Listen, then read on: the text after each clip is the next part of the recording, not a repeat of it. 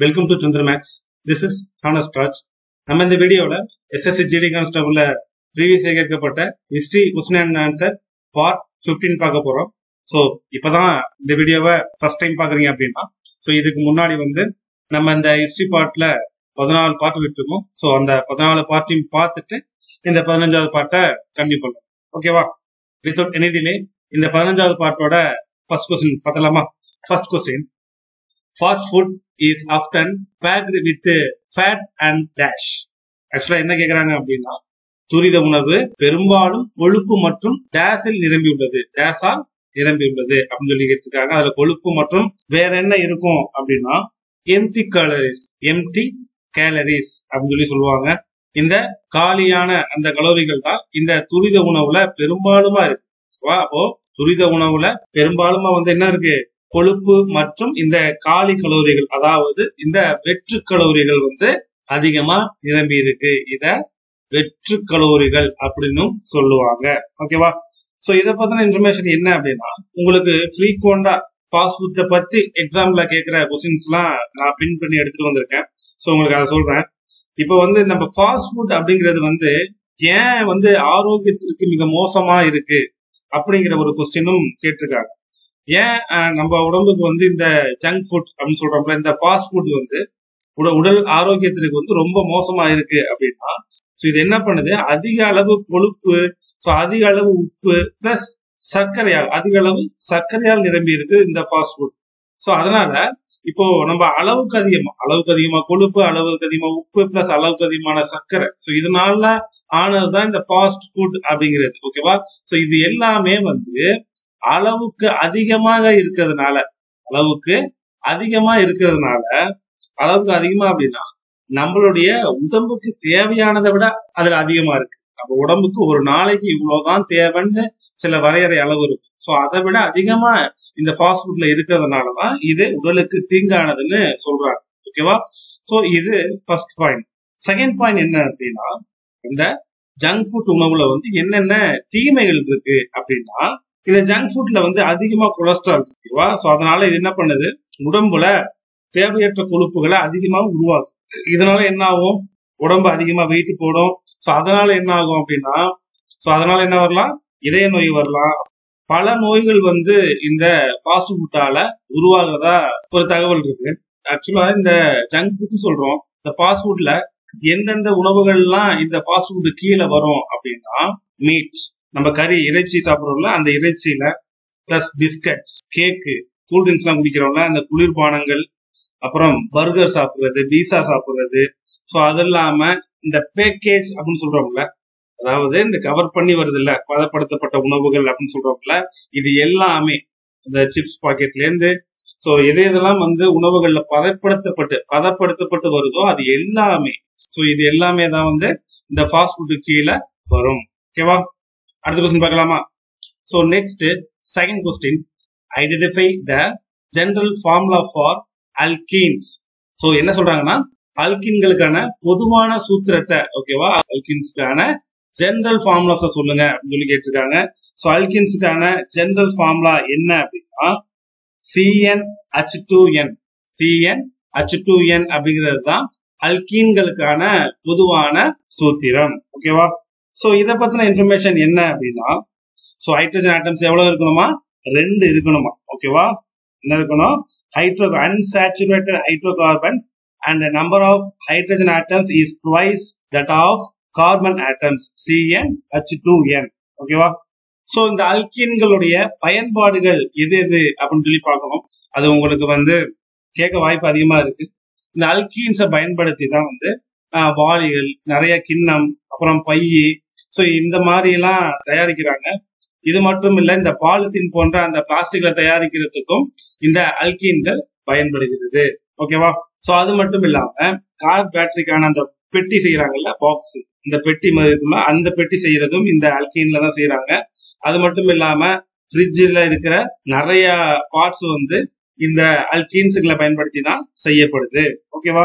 So இது மட்டும் இல்ல, எத்தனால் மற்றும் செயற்கை இலை செய்யறாங்கல்ல, அந்த டெரிலீன் உற்பத்தியில இந்த அல்கீன்ஸ் பயன்படுது. அப்புறம் கயிறு, அப்புறம் பேக்கேஜிங் பொருட்களை தயாரிக்கிறதுக்கு இந்த பிளாஸ்டிக் மற்றும் பாலிரோஃபின் உற்பத்தியில, அசிட்டோன் தயாரிப்புல பயன்படுத்தப்படுகின்ற இந்த ப்ரொபனோல் உற்பத்தி மற்றும் இந்த அக்ரிலிக் இலைகள் உற்பத்தி, இந்த உற்பத்திகள்லையும் இந்த அல்கீன்ஸ் வந்து பயன்படுத்தப்படுவதா சொல்லப்படுது. ஆக்சுவலா கரிம வேதியியல் படி இந்த ஹைட்ரோ கார்பன்கள் 3 வகையா ஐடென்டிஃபை பண்ணப்படுது. ஓகேவா? 3 டைப்ஸ் ஹைட்ரோ கார்பனா வந்து வகைப்படுத்துறாங்க. அதுல முதல் டைப் என்னன்னா அல்கேன், ரெண்டாவது வகை என்ன அப்படின்னா அல்கீன், மூன்றாவது வகை அல்கைன். இதுல அல்கேனுடைய வேதியியல் வாய்ப்பாடு என்ன அப்படின்னா CnH2n+2. சோ இதுதான் வந்து அல்கேனுடைய வேதியியல் வாய்ப்பாடு. அல்கீனுக்கு நம்ம இங்க பார்த்துட்டோம். அடுத்து மூன்றாவதா வந்து அல்கைன். அல்கைனுடைய வேதியியல் வாய்ப்பாடு என்ன அப்படின்னா CnH2n-2. இப்ப பாருங்க, இதுல எழுதிடுறேன் CnH2n. ஓகேவா? சோ அல்கேன் அப்படின்னா +2. ஓகேவா? அல்கைன் அப்படின்னா -2. அல்கீன்னா இந்த 2வே வராது, அவ்வளவுதான். ஓகேவா? கீன்னா 2வே வராது. சோ இந்த 3 நோட் பண்ணி படிச்சுங்க, ரொம்ப ரொம்ப முக்கியம் இது. ஓகேவா?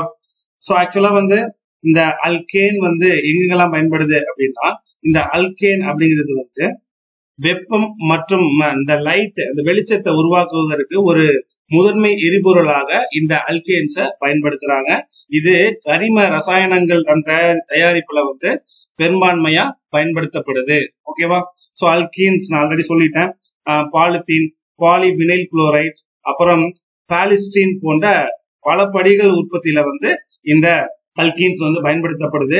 மூன்றாவதா இந்த அல்கைன். அல்கைன் அப்படிங்கிறது எதெல்லாம் பயன்படுத்தப்படுது அப்படின்னா சிறிய விளக்குகள். ஓகேவா? இந்த சின்ன சின்ன விளக்குகள் மற்றும் பற்ற வைக்கின்ற அந்த பொருட்கள்ல பற்ற வைத்தல், வெட்டுதல் மற்றும் ரசாயனங்கள் உற்பத்தி, இந்த மாதிரி நிறைய பயன்பாட்டுக்கு வந்து இந்த அல்கைன்ஸ் வந்து பயன்படுத்தப்படுது. சோ அடுத்த கொஸ்டின் பார்க்கலாம். So next, third question. In India, a small scale industry is defined with reference to the dash. இந்தியாவில் சிறிய அளவிலான தொழில் டேஷை கொண்டு வரையறுக்கப்படுகிறது அப்படின்னு சொல்லி கேட்கிறாங்க. சோ டேஷை கொண்டு வரையறுக்கப்படுகிறது அப்படின்னா maximum investment allowed on the asset of a unit. So இந்தியாவில் ஒரு சிறிய அளவிலான தொழில் வந்து ஒரு யூனிட்டின் சொத்துகளில் அனுமதிக்கப்பட்ட அதிகபட்ச முதலீடை கொண்டு வரையறுக்கப்படுகிறது. ஓகேவா? இத பத்தின இன்ஃபர்மேஷன் என்ன அப்படின்னா 1955ல கார்வே கமிட்டி. என்ன கமிட்டி? கார்வே கமிட்டி. இந்த கார்வே கமிட்டி வந்து கிராம மற்றும் சிறு தொழிலோட குழு தான் வந்து இந்த கார்வே கமிட்டி அப்படின்னு சொல்லி அழைக்கப்பட்டுச்சு. ஆக்சுவலா இந்த கமிட்டி, அதாவது இந்த கிராமம் மற்றும் இந்த சிறு தொழில் குழு வந்து கிராமப்புற வளர்ச்சியை மேம்படுத்துவதற்கு சிறிய அளவிலான சின்ன சின்ன அளவிலான அந்த தொழில்களை வந்து பயன்படுத்துவதற்கான சாத்தியக்கூறு எல்லாத்தையுமே வந்து இது வந்து உருவாக்குனுச்சு. ஓகேவா? சோ 1955ல கிராம மற்றும் சிறு தொழில் குழு, இது கார்வே கமிட்டின்னு சொல்லுவாங்க. அப்படி இல்லை அப்படின்னா கிராம மற்றும் சிறு தொழில் குழு. ஓகேவா? 1950ல சிறிய அளவிலான தொழில்துறையோட அந்த இலக்கு, அதாவது அதனுடைய பேராமீட்டர்ஸ் எவ்வளவா இருந்தது அப்படின்னா அதிகபட்சம் 5 லட்சமா இருந்துச்சு. அதிகபட்ச இலக்கு எவ்வளவு இருந்துச்சு? 5 லட்சம்.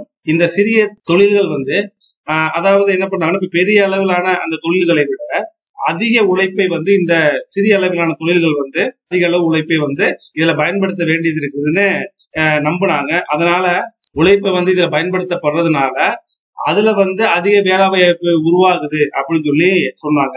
இந்த நோக்கத்திற்காகவே நிறைய பொருட்களுடைய அந்த உற்பத்தி வந்து ஸ்மால் ஸ்கேல் அந்த தொழில்துறைக்கே ஒதுக்குனாங்க. ஏன் அப்படின்னா அந்த ஸ்மால் ஸ்கேல்ல வந்து உழைப்பு அதிகமா இருந்ததுன்னா அங்க உழைப்பாளர்களும் அதிகமா இருப்பாங்க. அதன் மூலமா வந்து வேலை இல்லாத திண்டாட்டத்தை வந்து கம்மி பண்ணலாம் அப்படின்னு ஒரு நம்பிக்கையில இதுக்கு அதிக அளவு வந்து இந்த சின்ன சின்ன அந்த ஸ்மால் ஸ்கேல் இண்டஸ்ட்ரிக்கே வந்து அதிக பொருட்கள் உற்பத்தியை அலோகேட் பண்ணாங்க.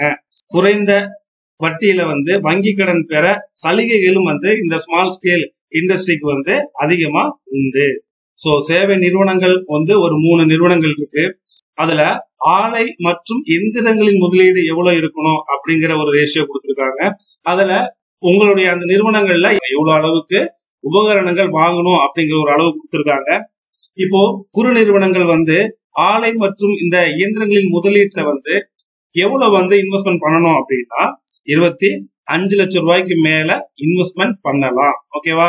உபகரணங்கள்ல எவ்வளவு இன்வெஸ்ட்மெண்ட் பண்ணலாம் அப்படின்னா உபகரணங்கள்ல வந்து 10 லட்சம் ரூபாய்க்கு மேல் மிகாமல், ஓகேவா, அதுக்கு கம்மியா தான் நீங்க உபகரணங்கள் இன்வெஸ்ட்மெண்ட் பண்ணணும். இப்போ சிறு நிறுவனங்கள் இருக்குல்ல, இந்த சிறு நிறுவனங்கள் வந்து ஆலை மற்றும் எந்திரங்கள்ல எவ்வளவு முதலீடு பண்ணலாம் அப்படின்னா இந்த சிறு நிறுவனங்கள் வந்து அதிகமா கிட்டத்தட்ட 5 கோடிக்கும் மேல 5 கோடிக்கு மிகாமல் வந்து இவங்க வந்து ஆலை மற்றும் இயந்திரங்கள் அந்த முதலீடு பண்ணலாம். ஓகேவா? சோ உபகரணங்கள் முதலீடு வந்து இந்த சிறு நிறுவனங்கள் வந்து எவ்வளவு பண்ணலாம் அப்படின்னா இது வந்து ஒரு நிறுவனம், இது சிறு நிறுவனம். ஓகேவா? இந்த சிறு நிறுவனங்கள்ல வந்து உபகரணங்கள் முதலீட்டுக்கு எவ்வளவு ரூபாய் செலவு பண்ணலாம் அப்படின்னா 10 லட்சம் ரூபாய்க்கு மேல பண்ணலாம். ஆனா வந்து 2 கோடிக்கு மிகாம பண்ணிடக்கூடாது. 10 லட்சம் ரூபாய்க்கு மேல பண்ணலாம், 10 லட்சம் இல்லைன்னா வந்து 2 கோடி ரூபாய்க்கு நீங்க உபகரணங்கள் வாங்கலாம் இந்த சிறு நிறுவனங்கள்ல. ஓகேவா? நடுத்தர நிறுவனங்கள்ல வந்து 5 கோடி ரூபாய்க்கு மேல, அப்படி இல்லைன்னா அதிகமா, அதுக்கு அதிகமா வந்து 10 கோடி. ஓகேவா? 5 கோடி இல்லைன்னா வந்து 10 கோடிக்கு மிகாம நீங்க என்ன பண்ணணும், ஆலைகள் மற்றும் இயந்திரங்கள்ல முதலீடு பண்ணலாம். ஓகேவா? ஆனா இந்த நடுத்தர நிறுவனங்கள்ல வந்து உபகரணங்கள் எவ்வளவு முதலீடு பண்ணணும் அப்படின்னா 2 கோடி ரூபாய்க்கு அதிகமா, அப்படி இல்லைன்னா அதிகபட்சம் வந்து நீங்க 5 கோடிக்கு வந்து உபகரணங்கள்ல முதலீடு பண்ணிக்கலாம். ஓகேவா? சோ இந்த அமௌண்ட்ஸ் கேட்பாங்க, நோட் பண்ணி வச்சு. ஓகேவா? சோ அடுத்த क्वेश्चन பார்க்கலாமா? So next 4th question, which among the following festival is the worship of 14 gods and is celebrated in the month of July? என்ன சொல்றாங்க அப்படின்னா பின்வரும் பண்டிகைகளில் 14 கடவுளை வழிபடுவது மற்றும் ஜூலை மாதத்தில் வந்து கொண்டாடப்படுவது வந்து எந்த பண்டிகை அப்படின்னு சொல்லி கேக்குறாங்க. எந்த பண்டிகை அப்படின்னா இந்த கட்சி பூஜை. இந்த கட்சி பூஜா அப்படிங்கிறது தான் 14 கடவுள்களை வழிபடுவது மற்றும் ஜூலை மாதத்துல கொண்டாடப்படுகின்ற பண்டிகை இந்த கட்சி பண்டிகை அப்படிங்கிறது. சோ இந்த கட்சி பண்டிகை பத்தி இன்ஃபர்மேஷன் பார்க்கலாமா? ஆக்சுவலா இந்த கட்சி பண்டிகை அப்படிங்கிறது வந்து இது வந்து ஒரு இந்துக்களின் பண்டிகை. திரிபுராவுல இந்த கட்சி பண்டிகை வந்து செலிப்ரேட் பண்ணப்படுது. ஓகேவா? எங்க? திரிபுராவுல. ஓகேவா? எந்த மாசத்துல இருந்து எந்த மாசம் வரைக்கும் இது செலிப்ரேட் பண்றாங்க அப்படின்னா இந்த month of July or August every year, ஒவ்வொரு வருஷமும் ஜூலை மாதம் அப்படி இல்லைன்னா ஆகஸ்ட் மாதத்துல இந்த கட்சி பூஜை வந்து கொண்டாடப்படுகிறது. ஓகே, அதாவது இந்த கட்சி பூஜையின் போது வந்து இந்த திரிபுரி மக்களோட அந்த அவங்களுடைய அந்த வம்ச தெய்வமா இருக்கிற 14 கடவுள்களை வந்து இவங்க வழிபடுவாங்களாம். ஓகேவா? இந்த பண்டிகையின் போது இந்த திரிபுரி மக்களுடைய வம்ச தெய்வமான 14 தெய்வங்களை இது வந்து வம்ச தெய்வம் சொல்றாங்க. இந்த 14 கடவுள்களை வழிபடுறாங்க. அந்த கோவில் வளாகம் எங்க இருக்கு அப்படின்னா அகர்த்தலாவுல இருக்கு. சோ அகர்த்தலாவுல தான் இது வந்து செலிப்ரேட் பண்ணப்படுது. ஓகேவா? ஆப்ஷன்ல இருக்க இந்த பொனாலு அந்த பண்டிகை பத்தி பார்க்கலாமா? சோ இந்த பொனாலு அப்படிங்கிற பண்டிகை வந்து காளி தேவிய மையமா வச்சு கொண்டாடப்படுகின்ற ஒரு இந்து பண்டிகை தான் இந்த பொனாலு அப்படிங்கிற பண்டிகை. சோ இத வருஷந்தோறும் வந்து எங்க கொண்டாடுவாங்க அப்படின்னா தெலுங்கானாவுடைய இரட்டை நகரமா இருக்கிற ஹைதராபாத் மற்றும் சேந்திராபாத்ல இந்த பொனாலு அப்படிங்கிற பண்டிகை வந்து ஒவ்வொரு வருஷமும் ஜூலை மாசம் இல்லைன்னா ஆகஸ்ட் மாசங்கள்ல கொண்டாடி வர்றாங்க. சோ தமிழ் மாசத்துல வந்து ஆடி மாசம் வந்து இந்த பொனாலுங்கிற பண்டிகை வந்து இந்த தெலுங்கானாவோட இந்த இரட்டை நகரம் சொல்லப்படுகின்ற இந்த ஹைதராபாத் இந்த சேந்திராபாத்ல கொண்டாடப்படுகிறது. ஓகே, காளி தேவி மையமா வச்சுதான் இந்த பொனாலு அப்படிங்கிற இந்த பண்டிகை வந்து கொண்டாடப்படுது. சோ அடுத்து லோசர். சோ இந்த லோசர் அப்படிங்கிற பண்டிகை வந்து இத லோசர்னு சொல்லுவாங்க, அப்படி இல்லைன்னா திபெத்தியன் நியூ இயர் அப்படின்னு சொல்லி சொல்லுவாங்க.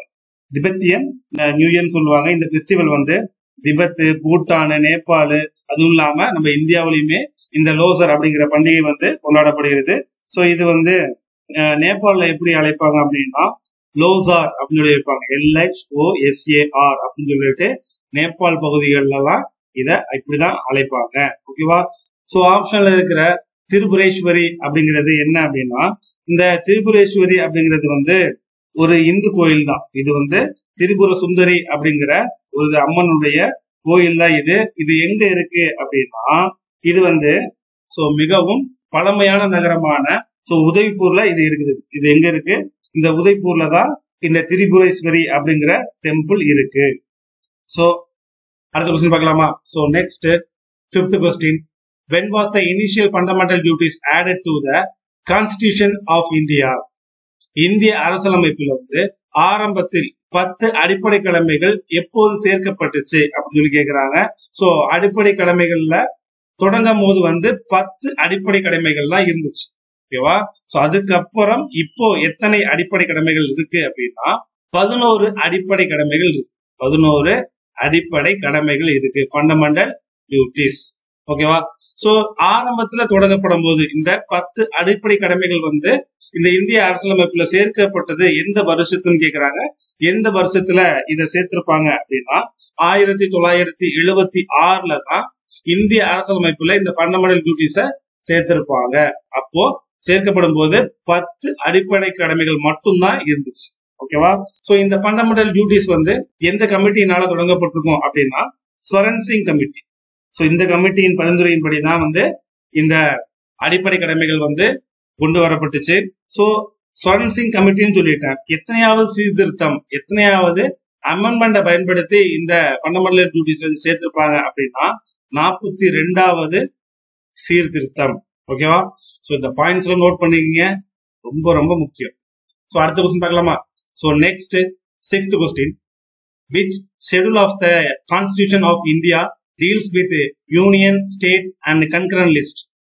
என்ன சொல்றாங்க அப்படின்னா இந்திய அரசியலமைப்பின் எந்த அட்டவணை மத்திய, மாநில மற்றும் பொது பட்டியல்களை கையாளுதுன்னு கேக்குறாங்க. சோ எந்த அட்டவணை இந்த மத்திய, மாநில, பொது பட்டியலை கையாளுது அப்படின்னா சோ இந்த 7வது அட்டவணை தான் வந்து மத்திய, மாநில மற்றும் பொது பட்டியல்களை கையாளுது. 7th schedule. ஓகேவா? ஆக்சுவலா இதை பத்தின இன்ஃபர்மேஷன் என்ன அப்படின்னா சோ இது வந்து மூன்று விதமான பட்டியல்களை உருவாக்கி இருக்கு. அதுதான் வந்து யூனியன் லிஸ்ட், அதாவது மத்திய பட்டியல், அப்புறம் ஸ்டேட் லிஸ்ட் மாநில பட்டியல், கன்கரண்ட் லிஸ்ட் பொது பட்டியல் அப்படின்னு சொல்லி சொல்லப்படுது. ஓகேவா?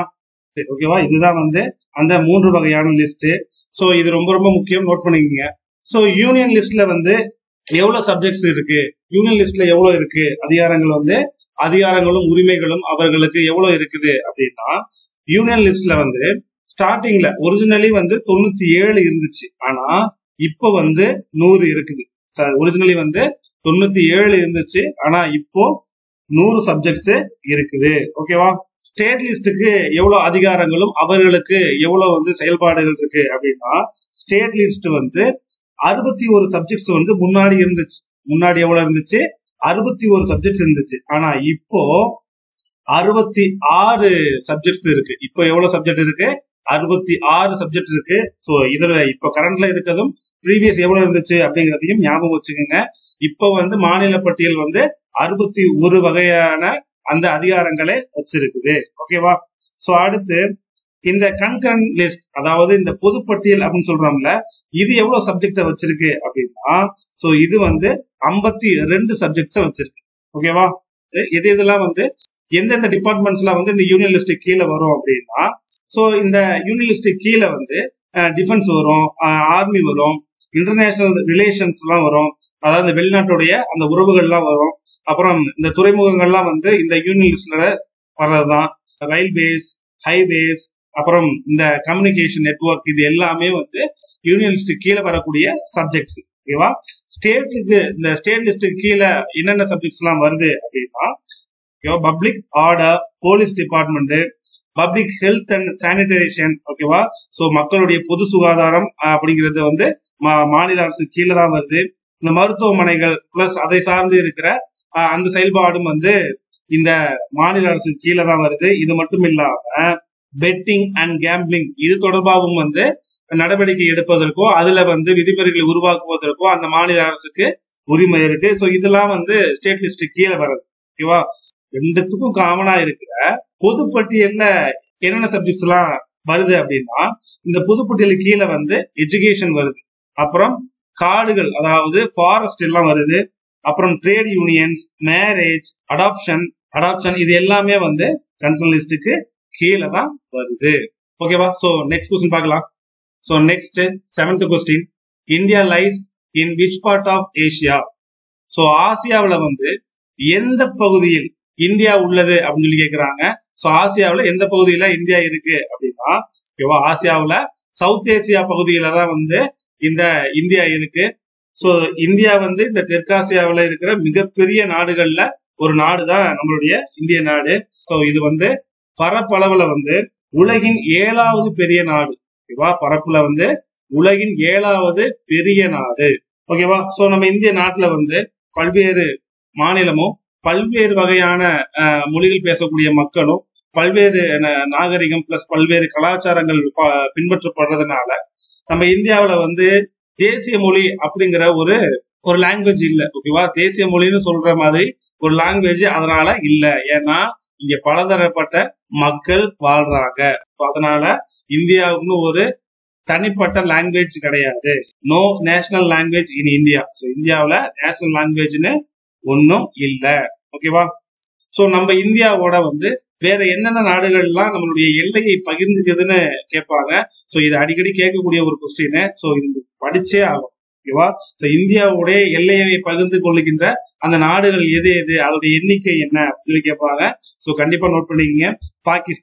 பாகிஸ்தான், ஆப்கானிஸ்தான், சீனா, நேபாளம், பூட்டான், மியான்மர், பங்களாதேஷ், இந்த மாதிரி 7 நாட்டோட நம்ம இந்தியா வந்து எல்லைய பகிர்ந்துக்கிறாங்க. சோ மொத்தம் 7 நாடுகளோட நம்ம இந்தியா எல்லைய பகிர்ந்துக்குது. ஓகேவா. அடுத்த கொஸ்டின் பார்க்கலாமா. So next 8th question. Who among the following hosted the 2019 South Asian Games? பின் வருவனவற்றில் 2019 தெற்காசிய விளையாட்டு போட்டிகளை நடத்தியவர் யார் அப்படின்னு சொல்லி கேக்குறாங்க. சோ யார் நடத்திருப்பாங்க 2019 இந்த தெற்காசிய விளையாட்டு போட்டிகளை யார் நடத்திருப்பாங்க அப்படின்னா நேபாள் தான் வந்து 2019 தெற்காசிய விளையாட்டு போட்டிகளை நடத்திருப்பாங்க. சோ இது வந்து ஒரு கரண்ட் அஃபேர்ஸ் கொஸ்டின். நேபாளத்தோட காத்மண்ட் மற்றும் ஜனக்பூர்ல இந்த சவுத் ஏசியன் கேம்ஸ் வந்து நடந்திருக்கும். 2019 டிசம்பர் 1ஆம் தேதியிலிருந்து டிசம்பர் 10ஆம் தேதி வரைக்கும் இந்த சவுத் ஏசியன் கேம்ஸ் வந்து நடத்திருப்பாங்க. ஓகேவா. ஓபனிங் செரமனி மற்றும் இதனுடைய க்ளோசிங் செரமனி வந்து தசரத் ரங்கசாலா மைதானத்துல நடந்திருக்கும். ஓகேவா. இந்த தெற்காசிய விளையாட்டு போட்டிகள் வந்து 2 வருஷத்துக்கு ஒரு தடவை நடத்துவாங்க. ஓகேவா. இந்த தெற்காசிய இந்த விளையாட்டு போட்டி எத்தனை வருஷத்துக்கு ஒரு தடவை நடக்குது அப்படின்னா 2 வருஷத்துக்கு ஒரு தடவை. ஓகேவா. சோ 2023 அதாவது 2023 இந்த வருஷத்துக்காக இந்த தெற்காசிய விளையாட்டு இல்ல அப்படின்னா 14வது தெற்காசிய விளையாட்டு வந்து பாகிஸ்தான் லாகூர்ல நடக்குது. அப்போ 2023 பாகிஸ்தான்ல லாகூர்ல நடக்குது. ஓகேவா. இந்த 2023 மொத்தம் எத்தனை நாடுகள் பார்ட்டிசிபேட் பண்ண போறாங்க அப்படின்னா 7 நாடுகள். எவ்வளவு பேர் பார்ட்டிசிபேட் பண்ண போறாங்க? 7 நாடுகள் பார்ட்டிசிபேட் பண்ண போறாங்க. ஓகேவா.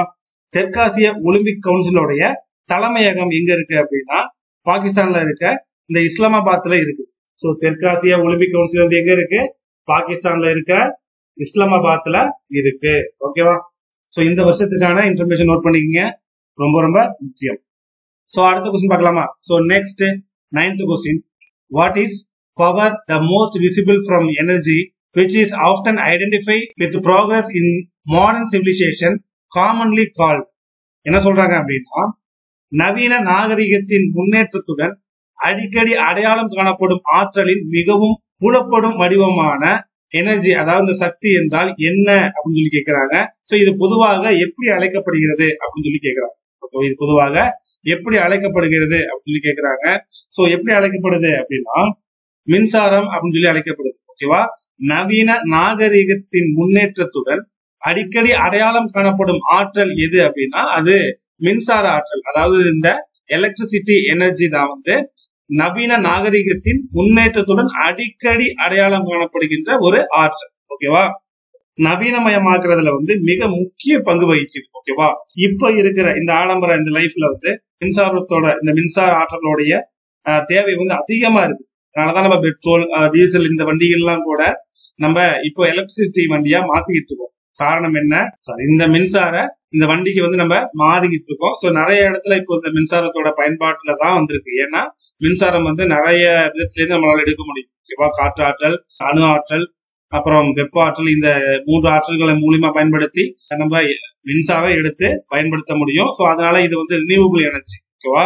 இது வந்து இது வந்து புதுப்பிக்கத்தக்க ஆற்றல் அப்படிங்கிறதுனால புதுப்பிக்கத்தக்க ஆற்றலுக்கு நம்மளுடைய லைஃப நகர்த்தி கொண்டு போறதுதான் இந்த மாடர்ன் சிவிலைசேஷனுடைய முக்கிய நோக்கமா இருக்குது. மின்சாரத்தை எரிபொருளா மாற்ற அந்த சிவிலைசேஷன் வந்து இப்போ நடைமுறையில இருக்கிற இந்த மாடர்ன் சிவிலைசேஷன் தான் வந்து இந்த மாற்றத்தை முன்னெடுத்து வச்சிருக்கு. ஓகேவா? சோ அடுத்த கொஸ்டின் பார்க்கலாமா? So next 10th question. Which year was the first edition of the Khelo India School Games held? என்ன சொல்றாங்க அப்படின்னா, இந்த கேலோ இந்தியா பள்ளி விளையாட்டுகளின் முதல் பதிப்பு வந்து எந்த வருஷம் நடந்துச்சு அப்படின்னு சொல்லி கேக்குறாங்க. சோ எந்த வருஷம் நடந்திருக்கும் அப்படின்னா 2018 தான் வந்து கேலோ இந்தியா, ஓகேவா, கேலோ இந்தியா பள்ளி விளையாட்டுகளின் முதல் பதிப்பு நடந்திருக்கும். சோ நோட் பண்ணிக்கங்க. சோ இந்த கேலோ இந்தியாவை பத்தி இன்ஃபர்மேஷன் சொல்லணும் அப்படின்னா, இந்த ஃபர்ஸ்ட் எடிஷன் 2018 நடந்திருக்குன்னு சொன்னேன். எந்த இடத்துல நடந்திருக்கும் அப்படின்னா ஜனவரி 31 பிப்ரவரி 8 வரையும் இந்த கேலோ இந்தியா பள்ளி ஸ்கூல் கேம், ஓகேவா, இந்த கேலோ இந்தியா ஸ்கூல் கேம்ஸ் வந்து நடந்திருக்கும். Jan 31 to Feb 8. எங்க நடந்திருக்கும் அப்படின்னா நியூ டெல்லியில நடந்திருக்கும். நியூ டெல்லியில நடந்திருக்கும். ஓகேவா? சோ இதுல அதிகமா highest number of gold medals யார் வாங்கியிருப்பாங்க அப்படின்னா, சோ இதுல வந்து highest number of gold medals வந்து ஹரியானா வாங்கியிருப்பாங்க. இப்போ கரண்ட்ல லாஸ்டா எப்ப நடந்திருக்கும்னா 4th எடிஷன் நடந்திருக்கும் 2022ல 4th எடிஷன் நடத்திருப்பாங்க. சோ எங்க நடத்திருப்பாங்க அப்படின்னா ஹரியானாவில நடத்திருப்பாங்க. ஓகேவா? 4th எடிஷன் எங்க நடந்துச்சுன்னு கேட்பாங்க. ஹரியானாவில் இருக்கிற இந்த பஞ்சுலா அப்படிங்கிற பகுதியில தான் இந்த கேம்ஸ் நடந்திருக்கும். ஓகேவா? சோ அடுத்த கொஸ்டின் பார்க்கலாமா? So next 11th question.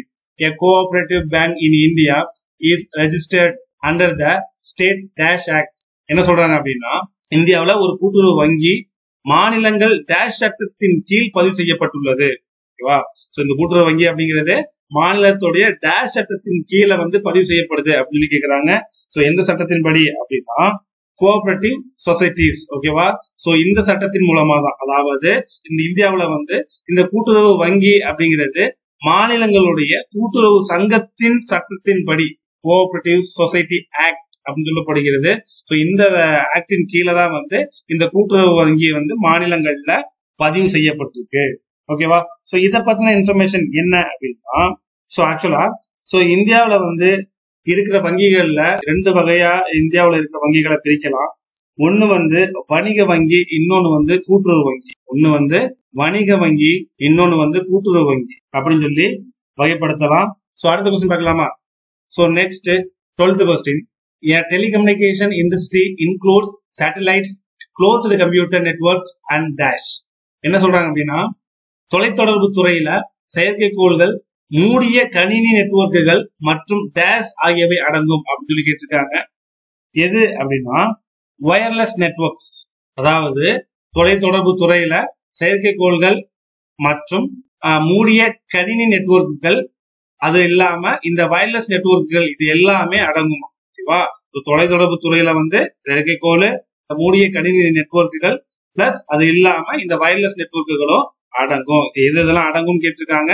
So இந்த மூன்றுமே இந்த தொலைத்தொடர்பு துறையில, அதாவது இந்த டெலிகம்யூனிகேஷன் இண்டஸ்ட்ரியில அடங்கக்கூடியவை.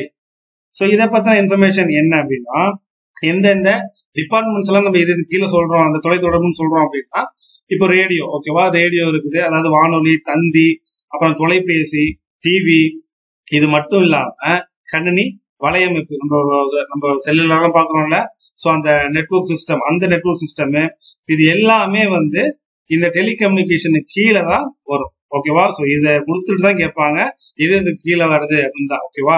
சோ இது கீழே இருக்க இந்த இண்டக்ஷன் குக்கர்லாம் வந்து டெலிகம்யூனிகேஷன் வருமா? வராது. டியூப் பெல்ஸ் அப்படின்னு சொல்லி சொல்றாங்க, குழாய் கிணறுகள்லாம் வருமா? வராது. ஏர் கண்டிஷனர்ஸ், ஓகேவா, சோ ஏசின்னு சொல்றோம்ல, இதெல்லாம் வந்து டெலிகம்யூனிகேஷன் இண்டஸ்ட்ரிக்குள்ள வருமா? வராது. சோ இந்த வயர்லெஸ் நெட்வொர்க்ஸ் தான் வந்து டெலிகம்யூனிகேஷன் இண்டஸ்ட்ரி கீழே வரும். ஓகேவா? இது வந்து one of the easy question. இதுக்கு நீங்க படிக்கணுங்கிற அவசியம்லாம் பெருசா கிடையாது. ஓகே, சோ அடுத்த கொஸ்டின் பார்க்கலாமா? So next 13th question. What happens at the intertropical convergence zone? சோ என்ன சொல்றாங்கன்னா, வெப்பமண்டல ஒருங்கிணைப்பு மண்டலத்துல வந்து என்ன நடக்குதுன்னு கேக்குறாங்க. சோ என்ன நடக்குது அப்படின்னா, சோ வெப்பமண்டல ஒருங்கிணைப்பு மண்டலத்துல வந்து தென்கிழக்கு மற்றும் வடகிழக்கு வர்த்தக காற்றுகள் வந்து ஒன்றிணையுது. சோ அதுதான் வந்து இந்த வெப்பமண்டல ஒருங்கிணைப்பு மண்டலத்துல நடக்குது. ஓகேவா? சோ ஆக்சுவலா வந்து இன்டர்ட்ரோபிக்கல் கன்வர்ஜென்ஸ் ஜோன் அப்படின்னு சொல்றோம்ல, இந்த ஜோன் வந்து பூமத்திய ரேகையில இருக்கிற ஒரு குறை அழுத்த, ஓகேவா, ஒரு குறைந்த அழுத்த மண்டலம் அப்படின்னு சொல்றதுதான் இந்த டிராபிக்கல் கன்வர்ஜென்ஸ் ஜோன் அப்படின்னு சொல்லுவாங்க. இது வந்து எந்த ரேகையில் அமைந்திருக்கான்? பூமத்திய ரேகையில் அமைந்துள்ள ஒரு குறைந்த அழுத்த மண்டலம். ஓகேவா? சோ இது வந்து ஒரு குறை அழுத்த மண்டலம். இந்த மண்டலம் வந்து காற்றுக்கு மேலே செல்லக்கூடிய ஒரு மண்டலம் அப்படின்னு சொல்லிதான் இந்த இன்டர்ட்ரோபிக்கல் கன்வர்ஜென்ஸ் ஜோன் வந்து சொல்லப்படுது. ஓகேவா? சோ இந்த இன்டர்ட்ரோபிக்கல் கன்வர்ஜென்ஸ் ஜோனை பத்தி இன்னும் என்ன இன்ஃபர்மேஷன் நம்ம தெரிஞ்சுக்கணும் அப்படின்னா, இந்த ஜோன் வந்து சில சமயங்கள்ல வந்து அந்த கன்வர்ஜென்ஸ் ஜோன் வந்து ஜூலை மாசங்கள்ல மழையை அதிகமாக தரக்கூடிய ஒரு பகுதியா கருதப்படுது. சோ இந்த நோட் பண்ணிக்கீங்க. ஏன் இத வந்து முக்கியம் அப்படின்னு சொல்றேன் அப்படின்னா, இது வந்து ஒரு பருவ மழை தொட்டில் அப்படின்னு சொல்லியும் இதை அழைப்பாங்க. இந்த இன்டர்ட்ரோபிக்கல் கன்வர்ஜென்ஸ் ஜோன்ஸை வந்து பருவமழை தொட்டி அப்படின்னு சொல்லியும் அழைப்பாங்க. ஓகேவா? சோ எந்த டைம்லன்னு பாத்துங்க, ஜூலை மாசம். எங்க? அட்சரேகை. ஓகேவா? கங்கை சமவெளிக்கும் மேல. ஓகேவா? சோ அடுத்த கொஸ்டின் பார்க்கலாமா? So next 14th question. As of November 2022, who is the Union Minister of Food Processing Industries in India? என்ன சொல்றாங்க அப்படின்னா, நவம்பர் 2022 நிலவரப்படி இந்தியாவில் உணவு பதப்படுத்தப்படும் அந்த தொழிலுக்கான மத்திய அமைச்சர் யாரு அப்படின்னு சொல்லி கேக்குறாங்க. சோ இது கரண்ட் அஃபேர்ஸ் நியூஸ். சோ யாரு வந்து 2022ல வந்து உணவு பதப்படுத்தும் தொழிலுக்கான மத்திய அமைச்சரா இருந்திருப்பாங்க அப்படின்னா, பசுபதி குமார் பராஸ் அப்படிங்கிறவர் தான். பசுபதி குமார் பராஸ் அப்படிங்கிறவர் தான் இந்தியாவுல உணவு பதப்படுத்தப்படும் அந்த தொழிலுக்கான மத்திய அமைச்சரா இருந்தவர். ஓகேவா? சோ இப்பவுமே வந்து இந்த பசுபதி குமார் பராஸ் அப்படிங்கிறவர் தான், ஓகேவா, union minister of food processing இண்டஸ்ட்ரியில இப்பவும் இவர் தான் மினிஸ்டர். கரண்ட் அஃபேர்ஸ்ல நோட் பண்ணிக்கிங்க. ஆப்ஷன்ல இருக்கிற இந்த ஹர்தீப் சிங் பூரி அப்படிங்கிறவர் வந்து ministry of petroleum and natural gas மினிஸ்டரா இருக்கிறாரு. ஹர்தீப் சிங் பூரி வந்து என்ன அமைச்சர்? Ministry of petroleum and natural gas. இன்னொரு டிபார்ட்மெண்ட்டுக்கும் இவர் தான் அமைச்சர். அது வந்து minister of housing and urban அஃபேர்ஸுக்கு இவர் தான் அமைச்சர். சோ அடுத்தது வந்து ஆப்ஷன்ல இருக்கிற இந்த ராஜ்குமார் சிங் பத்தி சொல்லணும் அப்படின்னா, இந்த ராஜ்குமார் சிங் அப்படிங்கிறது வந்து ministry of power and ministry of new and renewable எனர்ஜியோடைய அமைச்சர் யாரு அப்படின்னா, இந்த ராஜ்குமார் சிங் அப்படிங்கிறவர் தான்.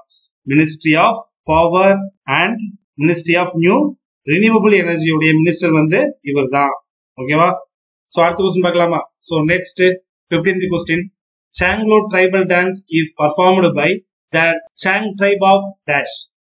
சாங்லோ பழங்குடி நடனம் வந்து டேஷ் ஷாங் பழங்குடியினரால வந்து அது நடத்தப்படுது அப்படின்னு கேக்குறாங்க. சோ எந்த மாநிலத்தின் அந்த சாங் பழங்குடியினரால வந்து இந்த சாங்லோ பழங்குடி நடனம் வந்து நடத்தப்படுது அப்படின்னு சொல்லி கேக்குறாங்க.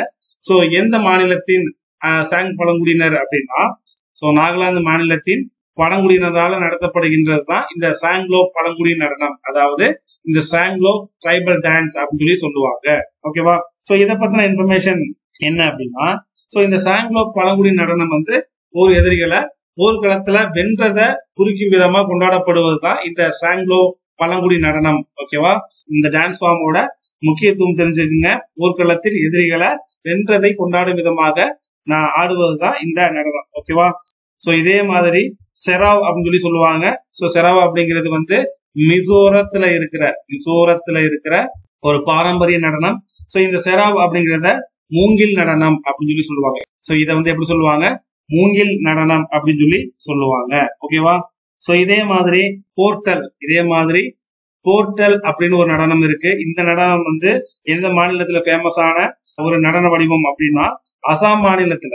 இது வந்து அசாம் மாநிலத்துல ஒரு ஃபேமஸான ஒரு நடனம். இது என்ன அப்படின்னா, போர்த்தல் நடனம், அதாவது நர்ஹரி குர்கா அந்த பக்தர்களால உருவாக்கப்பட்ட ஒரு நடனம் தான் இந்த போர்ட்டல் நடனம் அப்படின்னு சொல்லி சொல்லப்படுது. ஓகேவா?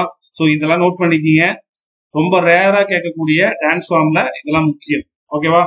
சோ அடுத்த கொஸ்டின் பார்க்கலாமா? So next 16th question. Name of the three of the following is often used together as a group. Pick the odd one out. என்ன சொல்றாங்க அப்படின்னா, பின்வரும் மூன்றின் பெயர்கள் பெரும்பாலும் ஒரு குழுவா இருக்குது. சோ ஆர்வம் அப்படி கேக்குறாங்க. சோ யார் இந்த குழுவுல சேராத ஒரு ஆளு அப்படின்னா தாதாபாய் நவ்ரோஜ். தாதாபாய் நவ்ரோஜ் தான் இந்த இங்க கீழே கொடுக்கப்பட்டிருக்க இந்த குழுவுல ஆட் ஒன் அவுட். ஏன் அப்படின்னா இந்த பிபின் சந்திரபால், லாலா லஜபதி ராய், பாலகங்காதர திலக் இவங்க 3 பேரையும் எப்படி அழைப்பாங்க அப்படின்னா சோ லால் பால் பால் இப்படி அழைப்பாங்க. சோ லால் பால் பால் அப்படின்னு சொல்லி அழைப்பாங்க. லால் அப்படின்னா லாலா லஜபதி ராய், பால் அப்படின்னா பாலகங்காதர திலக், இந்த பால் பால் அப்படின்னா பிபின் சந்திரபால். ஓகேவா? சோ லால் பால் பால் அப்படின்னு சொல்லி அழைக்கப்படுவது இந்த மூவரும் தான். ஓகேவா? சோ அதனாலதான் இவங்க 3 பேரும் ஒரு குரூப். ஓகேவா?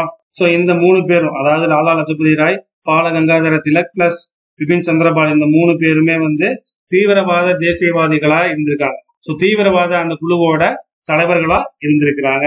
ஓகேவா? தீவிர தேசியவாதிகள் குழுவோட தலைவரா இருந்தவங்க தான் இந்த 3 பேரும். ஓகேவா? இந்த தாதாபாய் நவ்ரோஜி பத்தி சொல்லணும் அப்படின்னா தாதாபாய் நவ்ரோஜி அப்படிங்கிறவர் இந்திய தேசிய காங்கிரஸ் அதாவது ஐஎன்சியோடைய தலைவரா 1886, 1893, 1906 சோ இந்த 3 தடவை ஐஎன்சி தலைவரா இருந்தவர் தான் இந்த தாதாபாய் நவ்ரோஜி அப்படிங்கிறவரு. இந்த தாதாபாய் நவ்ரோஜோட ஒரு முக்கியமான ஒரு புக் இருக்கு, poverty and British rule in India. அதாவது பிரிட்டிஷோடைய தன்மையற்ற ஆட்சியும் இந்தியாவுடைய வறுமையும் அப்படிங்கிற ஒரு நூல் எழுதியிருக்காரு. சோ இந்த நூல்ல இந்த பிரிட்டிஷ் அரசுடைய அந்த கொடுங்கோல் தன்மையை ஃபுல்லா விளக்கமா நமக்கு சொல்லியிருப்பாரு. சோ இந்த நூலை எழுதிக்கிங்க, poverty and British rule of India. So இந்த புக் நோட் பண்ணிக்கிங்க. ஓகேவா? அடுத்த கொஸ்டின் பார்க்கலாமா? So next 17th question. Who holds the honor of being the Tirumala Tirupati Devasthanam's ஆஸ்தான நர்த்தகி? என்ன சொல்றாங்க அப்படின்னா திருமலை திருப்பதி தேவஸ்தானத்தின் ஆஸ்தான நர்த்தகி என்ற பெருமை யாருக்கு இருக்கு அப்படின்னு சொல்லி கேக்குறாங்க. சோ யாருக்கு இருக்கு அப்படின்னா யாமினி கிருஷ்ணமூர்த்தி. இந்த யாமினி கிருஷ்ணமூர்த்திக்கு தான் திருமலை தேவஸ்தானத்தோட ஆஸ்தான நர்த்தகி அப்படின்னு சொல்ற அந்த பெருமை இருக்கு. ஆஸ்தான நர்த்தகி அப்படிங்கிற அந்த பெருமை இருக்கு. சோ இதை பத்தின இன்ஃபர்மேஷன் என்ன அப்படின்னா ஆக்சுவலா இந்த யாமினி கிருஷ்ணமூர்த்தி அப்படிங்கிறவங்க ஆந்திர பிரதேசத்துல பிறந்தவர் தான். இந்த யாமினி கிருஷ்ணமூர்த்தி அப்படிங்கிறவர் 1940 பிறந்திருப்பாரு. இவர் இந்தியாவில இருக்கிற கிளாசிக்கல் டான்ஸ் ஃபார்மான குச்சிப்புடி மற்றும் பரதநாட்டியம் இந்த டான்ஸ் ஃபார்ம்ல ரொம்ப ஃபேமஸான ஒரு டான்சர்ஸ் தான் இந்த யாமினி கிருஷ்ணமூர்த்தி அப்படிங்கிறவங்க. இவர் மெட்ராஸ்ல 1957 வருஷம் அறிமுகமாகிறாரு. அதாவது இந்த யாமினி கிருஷ்ணமூர்த்தி திருமலை திருப்பதி தேவஸ்தான கோவிலால் வழங்கப்பட்ட ஆஸ்தான நர்த்தகி அப்படின்னா குடியிருப்பு நடன கலைஞர் அப்படின்னு சொல்லி அர்த்தம். குடியிருப்பு நடன கலைஞர் அப்படிங்கிற பட்டத்தை இந்த யாமினி கிருஷ்ணமூர்த்திக்கு யார் கொடுத்திருப்பாங்க? திருமலை திருப்பதி தேவஸ்தானம் கொடுத்திருப்பாங்க. ஓகேவா? சோ இந்தியாவோட மிக உயர்ந்த சிவிலியன் விருதான பத்மஸ்ரீ விருத 1968லயும் ஓகேவா 2001 பத்ம பூஷன் ஓகேவா. சோ இது மட்டும் இல்லாம 1995 ரேணுகா காண்டேக்கர் அவரோட இணைஞ்சு என்ன புக் எழுதியிருக்காரு? ஏ ஃபேஷன் ஃபார் டான்ஸ் அப்படிங்கிற புக்கை எழுதியிருக்காரு. இது இவருடைய சுயசரிதை. சோ நோட் பண்ணி வச்சுங்க. ஆப்ஷன்ல இருக்கிற சோனல் மன்சிங் இவரை பத்தி போன வீடியோல நிறைய பார்த்திருப்போம். சோனல் மன்சிங் அப்படிங்கிறவர் இவர் பரதநாட்டியம் பிளஸ் ஒடிசி இந்த கிளாசிக்கல் டான்ஸோட முக்கியமான டான்சர் தான் இந்த சோனல் மன்சிங் அப்படிங்கிறவரு. அடுத்து ஆப்ஷன்ல இருக்க இந்த மல்லிகா சாராபாய். இந்த மல்லிகா சாராபாய் இவர் ஒரு சமூக ஆர்வலராக இருந்திருக்காரு. அது மட்டும் இல்லாம ஒரு பிரபல நடன கலைஞர். எந்த டான்ஸ் ஃபார்ம்ல அப்படின்னா குச்சிப்புடி பிளஸ் பரதநாட்டியத்துல ஒரு சிறந்த டான்சரா இருந்தவர் தான் இந்த மல்லிகா சாராபாய் அப்படிங்கிறவரு. சோ இவர் இறந்து போன இந்திய விண்வெளி ஆராய்ச்சி நிபுணர் விக்ரம் சாராபாய் மற்றும் பிரபல நடன கலைஞராக இருக்கிற மிர்லானி சாராபாய் இவங்களுக்கு மகளாய் பிறந்தவர் தான் இந்த மல்லிகா சாராபாய் அப்படிங்கிறது. ஓகேவா? சோ விக்ரம் சாராபாய் மற்றும் மிர்லானி சாராபாய்க்கு மகளாய் பிறந்தவள் தான் இந்த மல்லிகா சாராபாய் அப்படிங்கிறவங்க. சோ அடுத்து சோவன நாராயண். இவர் ஒரு கதக் டான்சர். இவர் ஒரு கதக் டான்சர். ஓகேவா? சோ அடுத்த கொஸ்டின் பார்க்கலாமா? So next 18th question. The Start of India initiative launched on DAS has ruled out several programs with the objective of supporting entrepreneurs. So என்ன சொல்றாங்க அப்படின்னா, எந்த வருஷம் தொடங்கப்பட்ட இந்த ஸ்டார்ட் அப் இந்தியா அந்த முன்முயற்சி வந்து தொழில் முனைவோரை ஆதரிக்கும் நோக்கத்துடன் பல திட்டங்களை தொடங்கி இருக்குன்னு கேக்குறாங்க. சோ எந்த வருஷம் தொடங்கி இருப்பாங்க அப்படின்னா 2016 ஜனவரி 16ஆம் தேதி தொடங்கப்பட்டிருக்கும் இந்த ஸ்டார்ட் அப் இந்தியா. சோ இந்த வருஷம் தேதினா ஒரு ஸ்கீம் வரும்போது வருஷம் டேட்ஸ் எல்லாம் ஞாபகம் வச்சுங்க, ரொம்ப ரொம்ப இம்பார்ட்டன்ட். ஓகேவா? சோ இந்த ஸ்டார்ட் அப் இந்தியா வந்து 2016 Jan 16. சோ தேதி ஈஸியா ஞாபகம் வச்சுக்கலாம், வருஷமும் 16 தேதியும் 16. ஓகேவா? சோ இது ஈஸியா ஞாபகம் வச்சுக்கலாம்.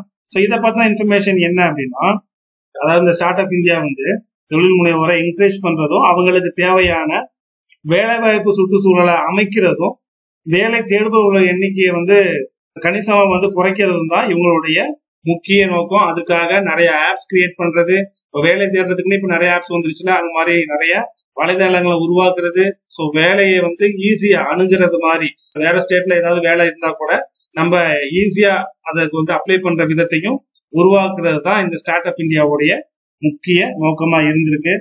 ஓகேவா? சோ இந்தியாவுல சுய வேலை வாய்ப்பு மற்றும் அவர்களுடைய திறமையை வந்து மேம்படுத்தணும், இல்லைன்னா அவருடைய திறமையை வந்து பயன்படுத்தணும் அப்படிங்கிறதுக்காக இது உருவாக்கப்பட்டது. சோ கிட்டத்தட்ட வந்து இதன் மூலம் வந்து கிட்டத்தட்ட வந்து ஒரு 10 லட்சம் எம்ப்ளாய்மெண்ட்ஸை உருவாக்கி இருந்தாங்க.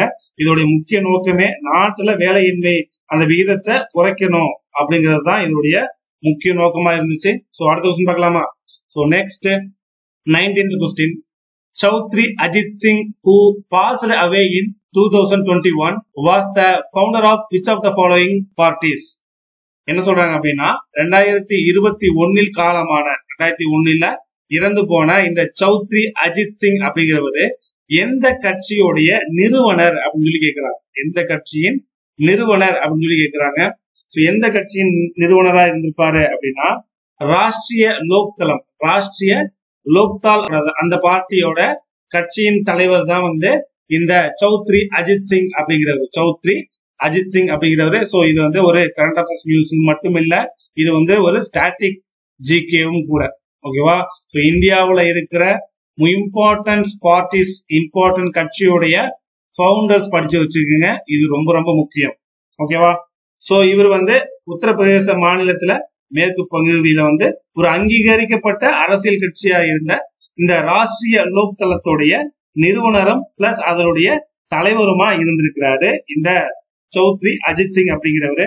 சோ இந்த சௌத்ரி அஜித் சிங் அப்படிங்கிறது வந்து இந்தியாவுடைய முன்னாள் பிரதமராக இருந்த மறைந்த சௌத்ரி சரண் சிங்கோடைய பையன் தான் இந்த சௌத்ரி அஜித் சிங் அப்படிங்கிறவர். ஓகேவா? இதுக்கு முன்னாடி வந்து அவங்க அப்பா வந்து பிரைம் மினிஸ்டராவே இருந்திருக்காரு. ஓகேவா? சோ ஆப்ஷன்ல இருக்க சமாஜ்வாதி, இந்த சமாஜ்வாதி பார்ட்டி பத்தி சொல்லணும் அப்படின்னா, இந்த சமாஜ்வாதி கட்சி வந்து இந்தியாவுல உத்தரப்பிரதேச மாநிலத்துல முதன்மையான கட்சிகள்ல ஒரு கட்சி தான் இந்த சமாஜ்வாதி அப்படிங்கிற கட்சி. சோ இந்த கட்சி வந்து யாரால தோற்பிக்கப்பட்டிருக்கும், இந்த கட்சி வந்து யாரால நிறுவப்பட்டிருக்கும் அப்படின்னா, இந்த சமாஜ்வாதி அப்படிங்கிற கட்சி வந்து 1992 முலாயம் சிங் யாதவால தொடங்கப்பட்டிருக்கும். யாரால? முலாயம் சிங் யாதவ். எப்போ? 1992. ஓகேவா? பகுஜன் சமாஜ்வாதி கட்சி. சோ இந்த கட்சியை பத்தி சொல்லணும் அப்படின்னா, இந்த பகுஜன் சமாஜ்வாதி கட்சி வந்து காஞ்சிராம் அப்படிங்கிறவரால தொடங்கப்பட்டதுதான் இந்த கட்சி. காஞ்சிராம் அப்படிங்கிறவரால 1984 யாரால? காஞ்சி ராம் அப்படிங்கிறவரால தொடங்கப்பட்டதுதான் இந்த பகுஜன் சமாஜ்வாதி கட்சி. ஓகேவா? சோ இந்த கட்சி வந்து தலித்துகளை, ஓகேவா, தலித்துகள் பிளஸ் தாழ்த்தப்பட்டோரை பிரதிநிதித்துவப்படுத்துற ஒரு கட்சியா இது ஆரம்பத்துல இருந்துச்சு. ஓகேவா? இப்ப யார் தலைவரா இருக்காங்கன்னா, 2001 இந்த கஞ்சிராம் வந்து தன்னுடைய அரசியல் வாரிசா வந்து மாயாவதிய நியமிச்சிருப்பாரு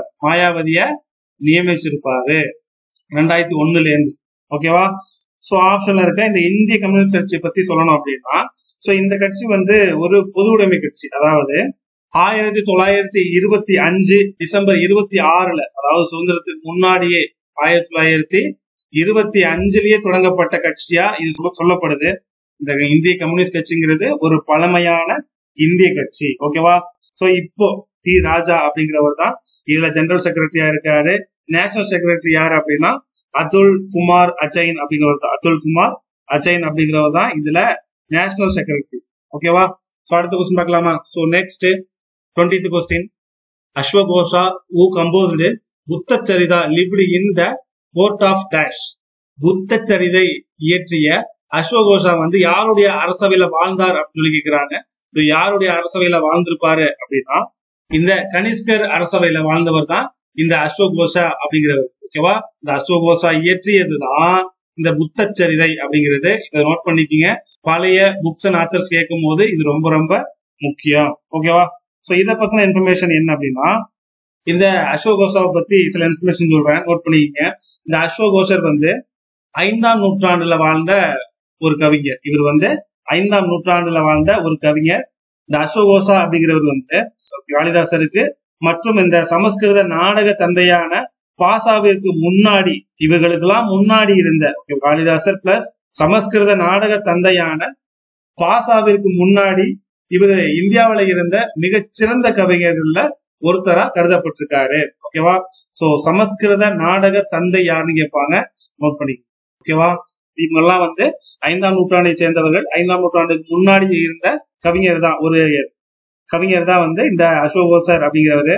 சோ இவர் வந்து இந்த கவிதை பாணியை வந்து எழுதுறதுல வந்து பிரபலமான ஆளு அப்படின்னா காவ்யா எனப்படும் சமஸ்கிருத கவிதை பாணிய சார்ந்த பிரபலமான கவிஞர் தான் இந்த அஸ்வகோஷர் அப்படிங்கிறவர். ஓகேவா, இந்த அஸ்வகோஷா வந்து 4வது பௌத்த மாநாட்டுல இந்த மகாயானா இந்த பெரிய வாகனம் சொல்றல, இந்த பெரிய அதாவது மகாயானா பௌத்த கோட்பாட்டை பத்தி விரிவா பேசியிருக்காரு. இந்த மாநாட்டுல 4வது புத்த மாநாட்டுல மகாயான பௌத்த கோட்பாட்டை பத்தி விளக்கமா பேசியவர் இந்த அஸ்வகோஷர் அப்படிங்கிறது. ஓகேவா, புத்தருடைய ஒன்றுவிட்ட சகோதரன் அப்படின்னா இப்போ பெரியப்பா பையன் சித்தப்பா பையன் சொல்றதுதான். ஓகேவா, ஒன்றுவிட்ட சகோதரனான நந்தா வந்து முக்தி அடையறதுக்காக, நந்தா அப்படிங்கிறவரு மோட்சம் அடைகிறதுக்காக சவுந்தர நந்தாவை அப்படிங்கிறதையும் எழுதியிருக்காரு. ஓகேவா, சோ இவர் வந்து புத்தச்சரிதை பிளஸ் இந்த சவுந்தரலங்காவோட ஆசிரியர் பிளஸ் சூத்திரலங்கா அப்படின்னு சொல்லி ஒண்ணு இருக்கு. இந்த சூத்திரலங்காவுடைய ஆசிரியரும் இந்த அஸ்வகோஷர் தான். ஓகேவா, இந்த வசிஷ்காவை பத்தி சொல்லணும் அப்படின்னா இந்த வசிஷ்கர் வந்து ஒரு குசான பேரரசர். இவர் யாரு? ஒரு குசான பேரரசர். ஓகேவா, இவர் வந்து 2ஆம் கனிஷ்கருக்கு அப்புறமா வந்து ஆட்சிக்கு வந்தவர். கொஞ்சம் வருஷம் தான் ஆட்சியில இருந்திருப்பாரு. கிமு 247 இருந்து 265 வரைக்கும் ஆட்சியில இருந்தவர் தான் இந்த வசிஷ்கா அப்படிங்கிற குசான பேரரசர். ஓகேவா, சோ இதோட இந்த பார்ட் வந்து முடிஞ்சு. சோ இந்த பார்ட்டுக்கான 3 கொஸ்டின் என்ன அப்படின்னா அடிப்படை கடமைகள் வந்து எந்த வருஷம் எந்த சட்ட சீர்திருத்தத்தின் படி தொடங்கப்பட்டுச்சுன்னு சொல்லுங்க. சோ 2வது கொஸ்டின் வந்து அந்த அடிப்படை கடமைகள் அதாவது ஃபண்டமெண்டல் டியூட்டிஸ் வந்து சோ இந்த அடிப்படை கடமைகள் அப்படிங்கிற சோ அந்த பார்ட்டை வந்து எந்த நாட்டுல இருந்து கடன் வாங்கியிருப்போம் அப்படின்னு சொல்லி சொல்லுங்க. அது 2வது. சோ 3வது கொஸ்டின் என்ன அப்படின்னா இந்த அடிப்படை கடமைகளை வந்து எந்த கமிட்டி வந்து பரிந்துரை பண்ணுச்சுன்னு சொல்லுங்க. அது 3வது கொஸ்டின். சோ ஃபர்ஸ்ட் கொஸ்டின் வந்து இயர். ஓகேவா, 2வது வந்து எந்த நாட்டில இருந்து கடன் வாங்கியிருப்போம். சோ நெக்ஸ்ட் எந்த கமிட்டியின் பரிந்துரையினால இந்த அடிப்படை கடமைகள் வந்து கொண்டு வரப்பட்டிருக்கும் அப்படிங்கிறதையும் சொல்லுங்க. இது வழக்கம் போல A1 A2 A3 அப்படின்னு சொல்லிட்டு கீழே கமெண்ட்ஸ்ல பின் பண்ணுங்க. சோ இதுக்கு முன்னாடி பார்ட்ல ஆன்சர் பண்ண எல்லாத்துக்கும் வாழ்த்துக்கள். Super, congratulation. மீண்டும் அடுத்த வீடியோல உங்களை சந்திக்கிறேன். தேங்க்யூ, பாய்.